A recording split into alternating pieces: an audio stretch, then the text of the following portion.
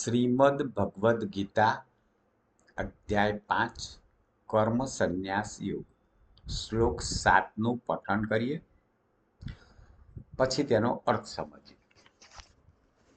યોગયુક્તો વિશુદ્ધાત્મા વિચિતાત્મા ચિતેન્દ્રિયો સર્વભૂતાત્મા ભૂતાત્મા કુર્વન્નપી ન લિપ્યતે.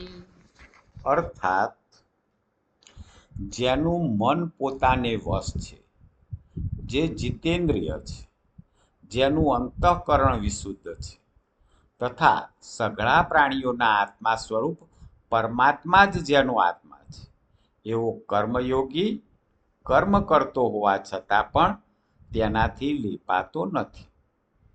ટૂંકમાં જેને મનને વશ કરી લીધું છે, ઇન્દ્રિયો ઉપર વિજય મેળવી લીધો છે, જેનું અંતઃકરણ શુદ્ધ છે અને જેનો આત્મા એ જ પરમાત્મા છે, એવો કર્મયોગી પોતે કર્મ કરે છે તો પણ તેનાથી લેપાતો નથી.